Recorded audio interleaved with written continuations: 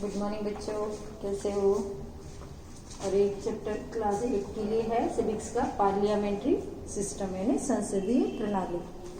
और आशा करती हूँ आप लोग सभी घर पे होंगे, स्वस्थ होंगे, सुरक्षित होंगे। आपने देखा होगा कल लॉकडाउन 4 शुरू हो गया और 31 मई तक हम लोग सब घर पे रहेंगे।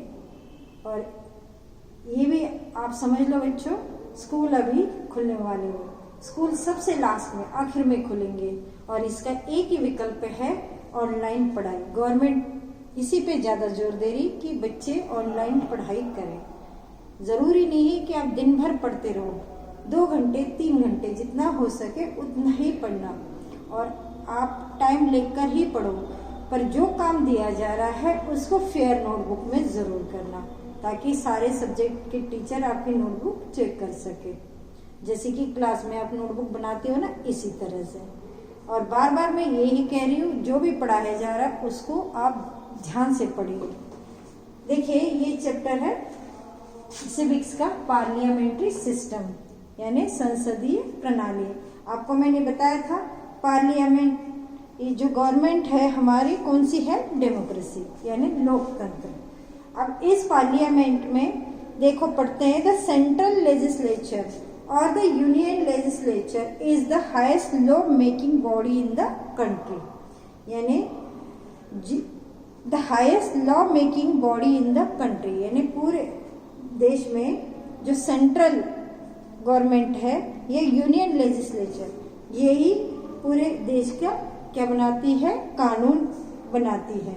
और it is the known as the parliament, और इसी को हम क्या कहते हैं, पार्लियामेंट। और सभी लोग इस संसदीय भवन में वगैरह बैठकर इसकी डिस्कशन करके ही आगे कुछ भी कोई नियम कोई कानून लागू करना है उसके बाद ही होता है, इसको इम्प्लीमेंट किया जाता है। इंडियाज पार्लियामेंट इज बाइकैमरल, मतलब ये 2 हिस्सों में बांटा गया है। हमारा भारत का जो पार्लियामेंट है 2 हिस्सों में, जैसे कि इट हैज 2 हाउसेस, 2 हाउस हैं।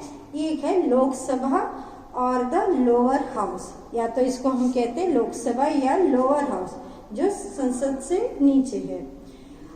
एंड राज्यसभा, एक होता है राज्यसभा, और द अपर हाउस यानी अपर हाउस। ये 2 हिस्सों में लोकसभा होती है पूरे राज्यों की एक सभा, जितने भी राज्यों के मंत्रिमंडल है उनको लोकसभा में बुलाया जाता है। ये तो हो गया आपका लोकसभा। और राज्यसभा होती है पर्टिकुलर स्टेट वाइज, हर एक स्टेट की एक राज्यसभा होती है और वो राज्य के मंत्रिमंडल वहाँ पर बैठ के हर एक विषय में हर एक मैटर में डिस्कशन करते हैं। The Parliament holds its session at the Parliament House and the संसद भवन in न्यू दिल्ली। यानी पार्लियामेंट जो भी सेशन करते हैं या तो वो पार्लियामेंट हाउस में या फिर संसद भवन, जहाँ जो कि न्यू दिल्ली में है। अगला है Lok Sabha. Lok Sabha is the house of the people as the name suggest. ये लोकसभा जो है ये लोगों के द्वारा सजेस्ट किया हुआ एक नाम है हाउस का, जहाँ पे लोगों के भले के लिए देश के हर एक कानून कायदे बनाए जाते हैं। The people of India directly elect their representative as the members of Lok Sabha on the basis of universal adult franchise. यानी जो भारत के देश की जो जनता है वो डायरेक्टली अपना रिप्रेजेंटेटिव जो मेंबर है लोकसभा का वो चुनती है, जो कि यूनिवर्सल एडल्ट फ्रेंचाइज की नियम के द्वारा। Composition, the constitution provides for a maximum of 552 seats in Lok Sabha. हमारा जो संविधान है उसमें बताया है कि अपने देश में कितनी सीट है, 552। Out of these 530 are directly elected from different state and 20 representative can be elected from the union territories। देखो हमारे देश में पूरी कितनी सीट है लोकसभा की, 552 यानी 552। सपोज करो उसमें से किसी पार्टी के 530 स्टेट हैं, यानी 530 are directly elected from different state, यानी ये डायरेक्टली इलेक्टेड होते हैं अलग अलग स्टेट के द्वारा, और 20 कितने हैं रिप्रेजेंटेटिव हैं ये हमारे यूनियन टेरिटोरीज मतलब स्वतंत्र राज्य के। The president has the power to nominate 2 members from the Anglo-Indian community to the Lok Sabha if enough members are not elected to the represent that community। और राष्ट्रपति को पावर है कि जो एग्लो इंडियन होते हैं, जो एक नॉन विदेशी जिसको कहा जाता, ऐसे कम्युनिटी के लोगों को 2 लोगों को वो अपने मेंबर में, लोकसभा के मेंबर में जगह दे सकते। At present the Lok Sabha has 545 members including the speakers, यानी लोकसभा में लोगों की संख्या कितनी है 545। इसमें लोकसभा का स्पीकर भी मौजूद, यानी कितने हो गए लोकसभा के मेंबर 545।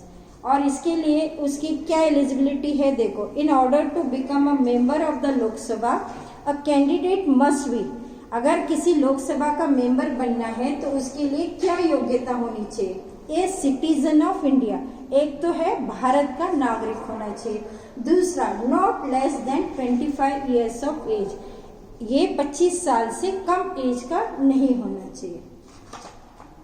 आगे है, इसके बाद में जो भी है मैं आपको कल पढ़ाऊंगी, इसका आपके लिए आज इतना ही काफी है बच्चों। आप इस पार्लियामेंट चैप्टर है इसको ध्यान से सुनो, ये जब मैं पढ़ा रही हूँ ये तो ठीक है, फिर भी आप घर पे इस बुक को खोलो, इस चैप्टर को बड़े ध्यान से पढ़ो।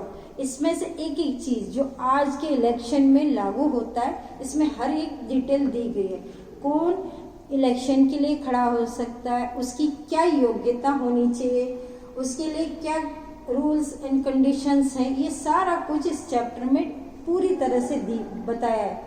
अगर कोई प्रेसिडेंट बन रहा है उसके लिए उसकी योग्यता क्या होनी चाहिए, या कोई प्रधानमंत्री है, या कोई क्या कहते हैं मुख्यमंत्री है, चीफ मिनिस्टर, तो हर एक का इसमें दिया गया है। तो मेरा यही निवेदन है बच्चों, फिर से रिपीट कर रही हूँ, आपको जो पढ़ाया जा रहा है ऑनलाइन के द्वारा उसको आप ध्यान से पढ़ें और अपनी फेयर नोटबुक में लिखें, ताकि हम आपके सब्जेक्ट वाइज नोटबुक चेक कर सकें। Thank you.